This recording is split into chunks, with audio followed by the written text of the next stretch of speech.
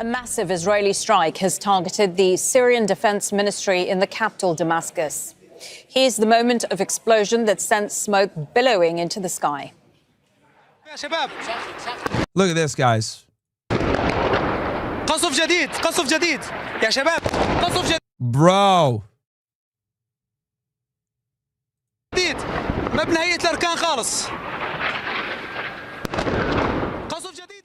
Another strike then hit right near the presidential palace. Israel Bro, what the hell?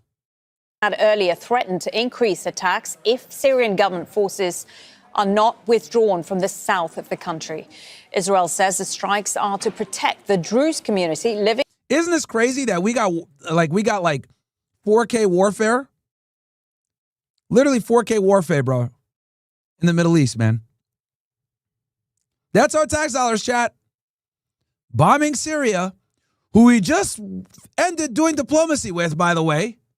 Living in the Syrian city. Which, here.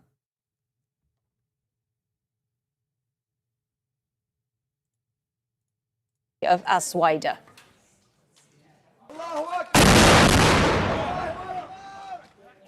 In Aswaida, the Syrian Defense Ministry says its troops are responding to attacks by armed groups.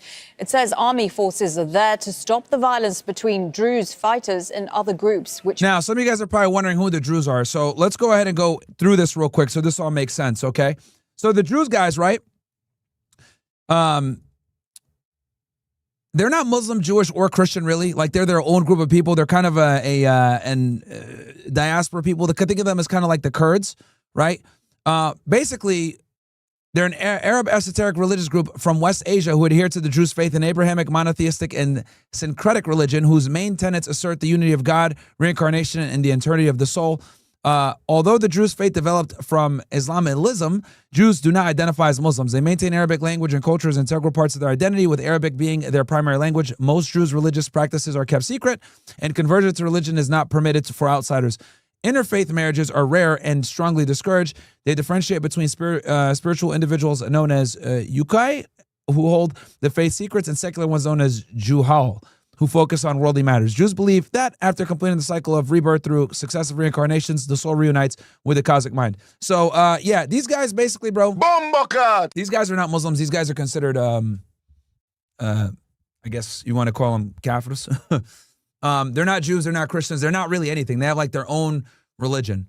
Okay, they're a diaspora people that exists in a couple different countries.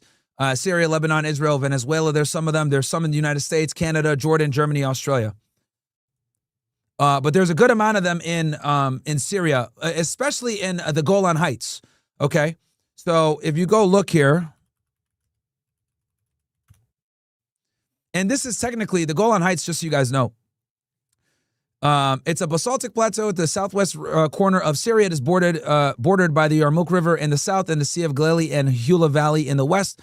The anti-Lebanon mountains with Mount Hermon in the north and the Wadi Rakat in the east. What you guys need to know about the Golan Heights is basically it's occupied by Israel, and it's been occupied since 1967, following the Six-Day War, okay?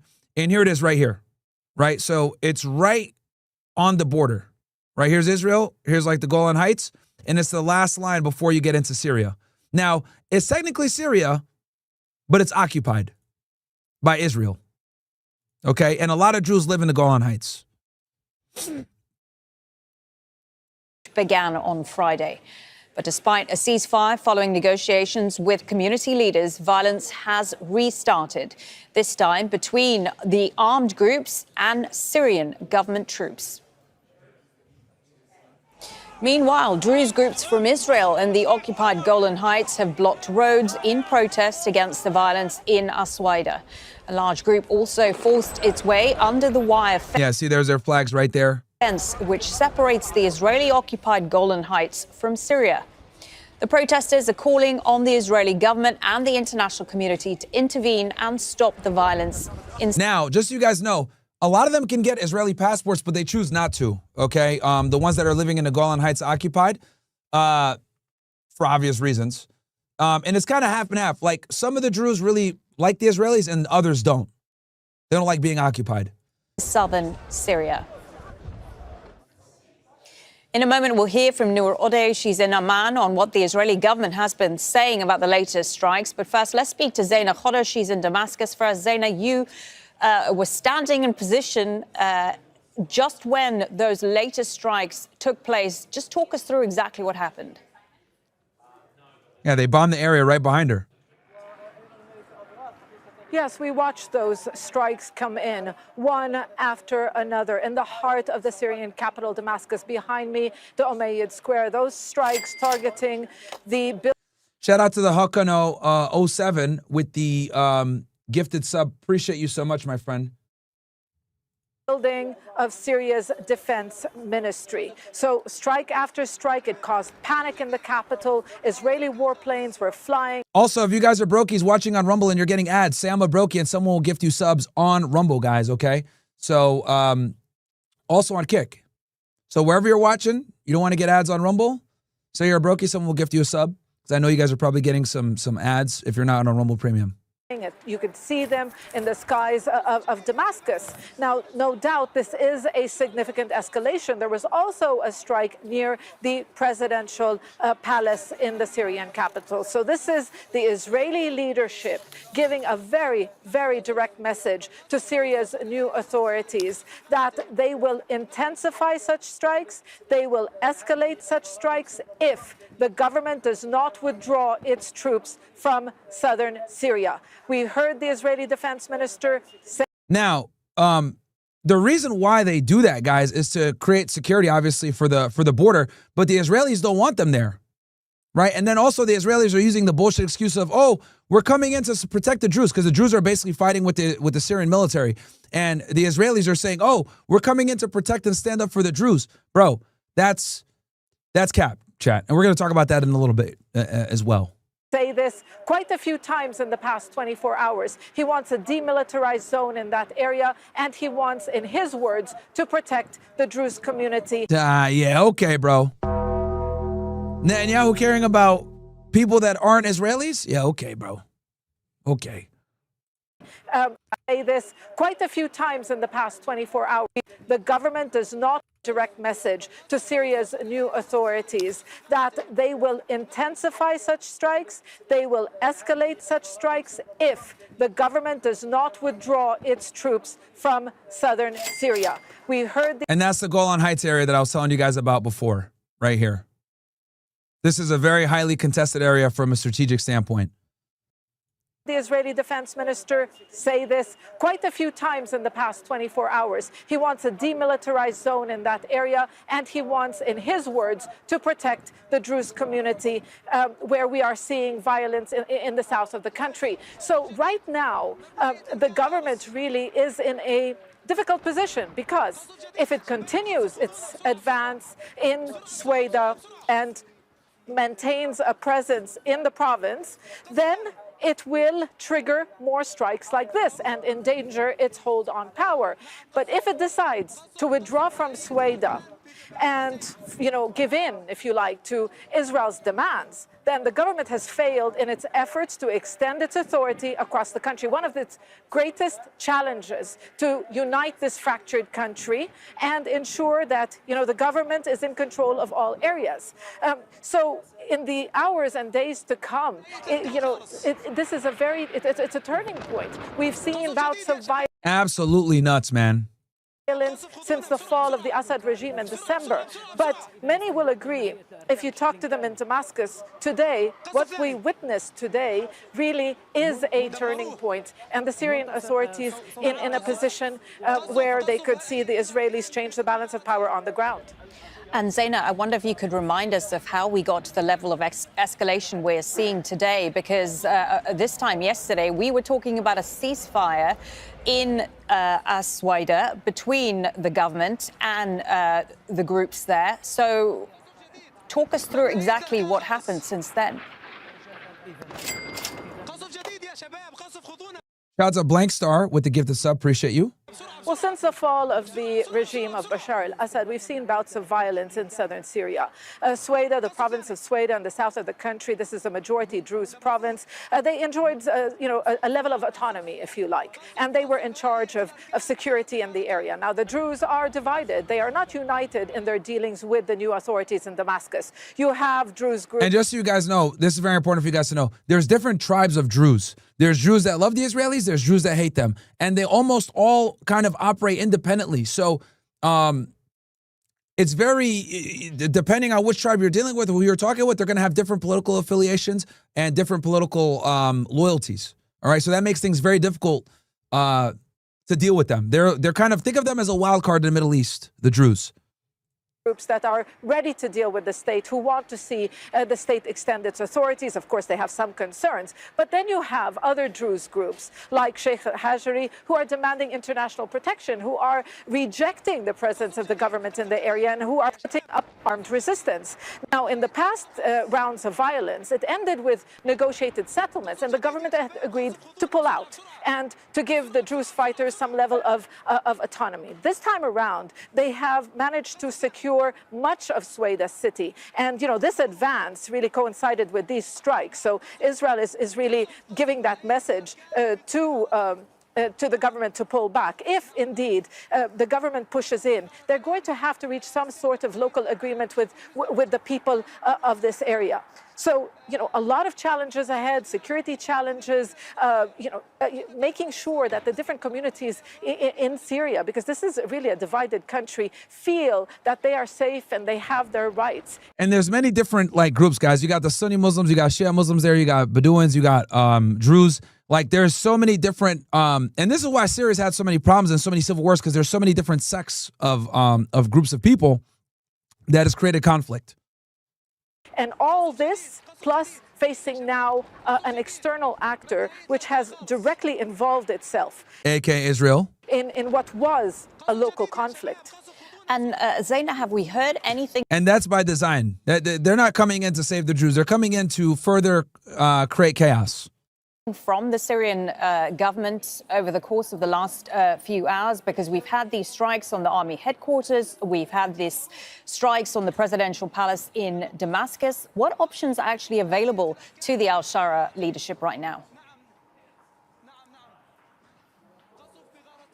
Well, there hasn't been any statement as of yet from the Syrian authorities following these strikes, which really destroyed the building of the ministry. All right, so there was a statement, and maybe she just didn't get it, but basically the statement was that they didn't say anything negative about Israel.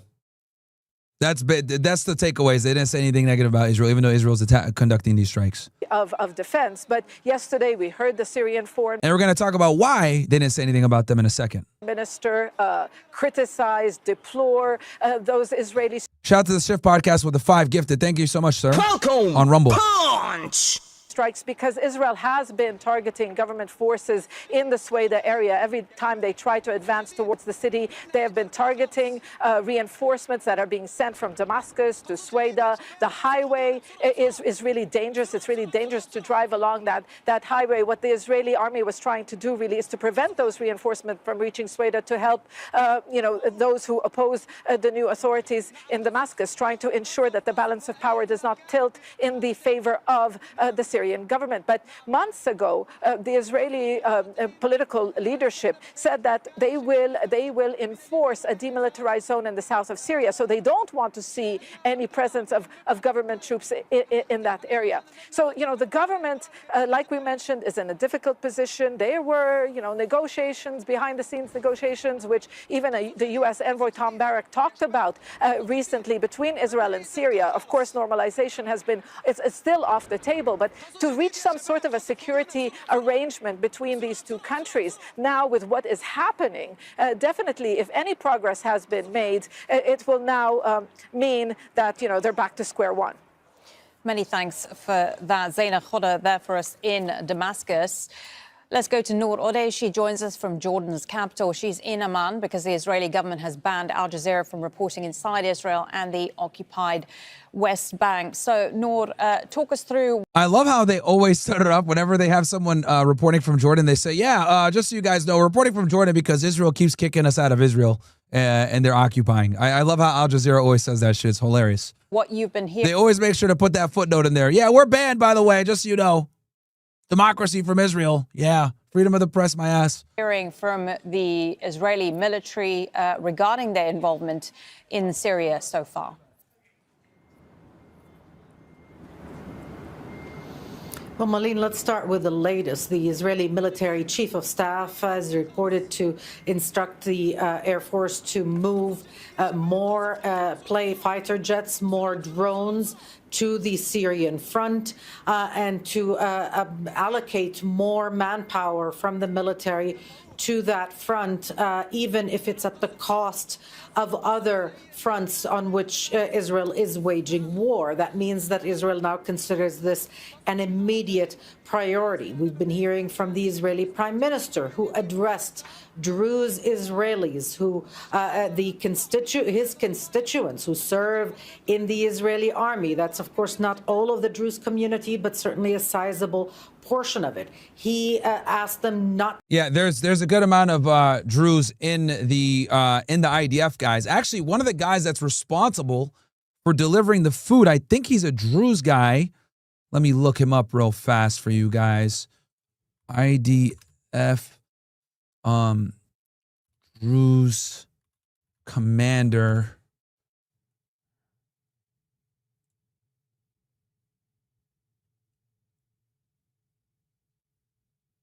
Yeah, this guy. I think this is him.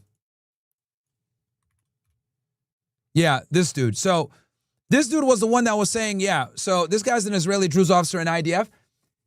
He's the one that said, we're not going to let any food, no electricity, nothing. He was one of the main guys that said that. And he's a Druze Israeli. One of the few. Because there's not that many, like I said before. To get involved, not to breach the borders, and that Israel, its army, and its Air Force have this covered. They will fulfill their. Lassie Blue, and thank you for the gifted sub. And the Shift Podcast with 5 gifted as well. Thank you so much. Promise of protecting the Druze of Syria, as he claimed. The Israeli Minister of Defense has also said the time for messages is over, and now it's time for those painful attacks against Damascus. Israel will enforce demilitarization in southern Syria. So you have Israel saying very plainly that it will be an active player in internal Syrian politics, but also that it will enforce its objectives with firepower, not just in Sweda, but also in Damascus. And Noor, as you say, Israel claims that it is carrying out these strikes on behalf of the Druze minority in Syria. We also have a Druze community in Israel and in the Golan Heights. I wonder if you could give us a bit of context on the community and how they feel about what Israel is doing here. Well, the Druze communities are indigenous to this region. Their presence in Lebanon, in Syria, in present-day Israel, in Jordan, predate the establishment of Israel. Now, in Israel itself, the majority of that community, who are now Israeli citizens, serve in the Israeli army. So there is a special relationship between the state and the Israeli Druze. They occupy them. In the occupied Syrian Golan, there you go. The Druze identify as Syrians. They do not recognize the legitimacy of Israeli occupation, even those who have been more recently. And a lot of them refuse to have Israeli citizenship, even though they could. Some of them that are there can get us Israeli citizenship and a passport. They refuse, obviously on principle. And that's been since 1967. Guys, do me a favor, smash that like button. We got 1,200 likes here. And after we watch this video, I'm going to kind of give you guys a little bit of a monologue describing how the fuck we got here. I think you guys really enjoy that stuff when I go over the history a little bit. But yeah, smash that like button, ninjas. Smash that like button. If you're watching on YouTube, YouTube already has me demonetized. Join the OSS. Use the code EarlyGraper. Get in for $2. We're going to cover the, for all, the Nick Fuentes and Candace Owens interview tomorrow. But I'm giving you guys a chance to kind of get into OSS now at a good price.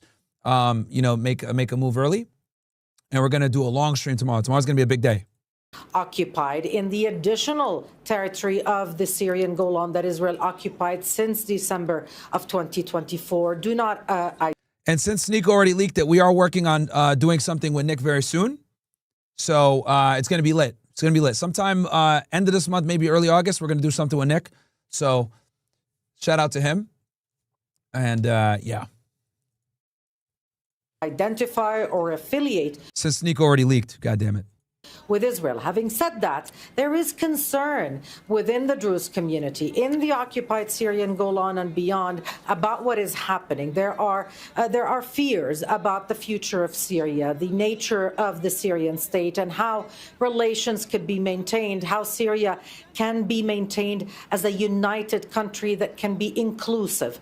But the Druze are not a monolith. And that is why the Israeli Prime Minister addressed the citizens of Israel, because he at least understands that the leadership of Israeli Druze, the religious leadership of the sect, has called on him personally to intervene, even if that means military intervention, to aid the Druze in Syria. We will have to wait and see how this develops, because again, there is no one voice that can speak on behalf of all Druze, not in Israel, not in the occupied Syrian. And again, it's because there's different tribes that have different political beliefs and ideologies, so it's very difficult to deal with these guys. Golan and not in Sweda itself.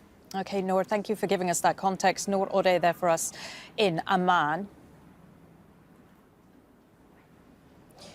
Okay, let's speak now to Amar Kaf. He's the executive director of the Omran Center for Strategic Studies. He joins us live from Damascus. Amar, many thanks for joining us on Al Jazeera English. So what do you make of these latest attacks on the capital by Israel? And what do they signal to you about Israel's intentions and what they are trying to achieve in Syria? Well, I mean, this is also another escalation within a series of escalations that took place before.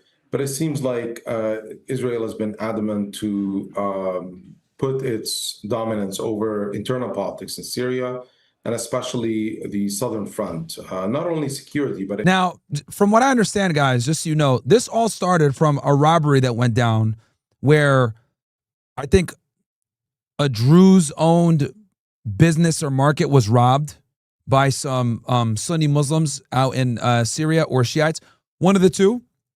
And that's kind of how this all erupted, from what I've been told. Who knows? But that's what the story that I've heard from many. It attempts to continue to cause havoc and chaos as it pertains to domestic politics in Syria. So it refuses the right of the central... And just so you guys know, the Syrian conflict by far is probably one of the most complex conflicts in the Middle East, because there's so many different sects that have different motives and allegiances and alliances with different countries in different areas. So this is by far one of the most complex conflicts in the Middle East. And this is good for Israel. And we'll talk about that in a little bit as well. Government to control all pockets, all areas, geographies, and it continues to want to impose its own rule. And you know, there are rumors, obviously, now of a land incursion, an additional land incursion, more conditions placed on Damascus, when its only aim was to actually separate between the Bedouins that have attacked people of Suwaida and to protect civilians. That has been at least the announced declaration by the Ministry of Interior and the Ministry of Defense. And Amar, why do you think they're doing this? I mean, to what end? Okay, so yeah, so I just fact-checked myself. I'm correct, guys. So basically, One of the key trigger events was on July 11, 2025, when a Druze merchant was robbed and humiliated at a Bedouin-run checkpoint, leading to a tit-for-tat kidnapping and attacks between the two groups. These local disputes escalated into broader sectarian violence, with the Syrian Observer for Human Rights reporting over 200 deaths, including Druze fighters, civilians, Bedouin, and Syrian security forces. So it did go. It was a robbery and an embarrassment. So that led to problems. And then obviously the Druze don't trust Ahmed al-Shara, the new leader of Syria, the guy that was former Al-Qaeda. Remember that dude, Jolani? Yeah, they don't trust him either. So this is one of the things that precipitated this conflict. As I've been discussing with previous guests, there were attempts at back-channel talks going on, being pushed by the UAE and others between Israel and Syria to come to some sort of normalization agreement. So why put that behind them? I mean, as President Trump said, the Israelis are not acting out of any rational thinking, and they are not acting based on any logic of an end game or an end result. No one really knows what their end result. There is no logic to this. There's no clear objectives of.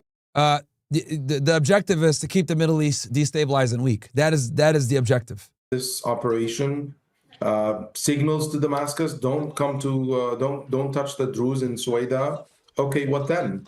What's the end result? Really, this is the puzzling part: is that the Syrian government has shown tremendous amount of self-restraint during the past 9 months on all the incursions and the occupation and the additional attacks by the Israelis, while the Israelis have shown absolutely not even a rational position on at least respecting sovereignty of the state, or the ability of the state, the right of the state to protect all civilians, to include all civilians, to make sure that security is controlled all over the territory.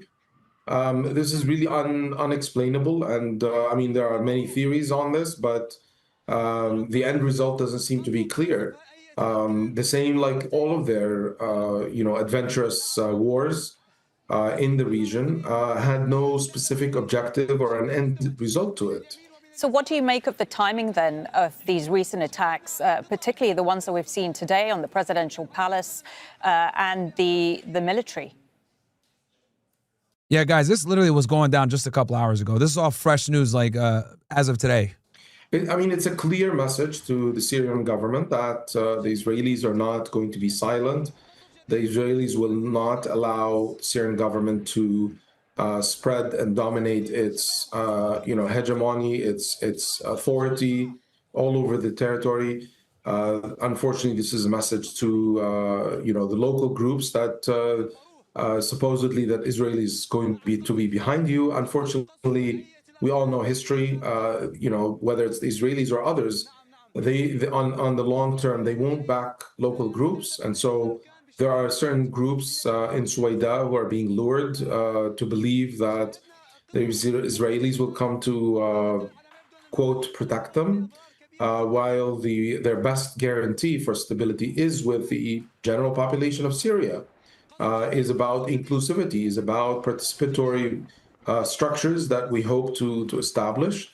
We are still in the early stages in Syria, but this requires all Syrians to come together and create this pact, and to continue to rely on a foreign government to come in and destroy public properties and destroy safety and security is something that's unexplainable at best. Okay, Ammar, thank you so much for your perspective. Ammar Kaf, executive. All right.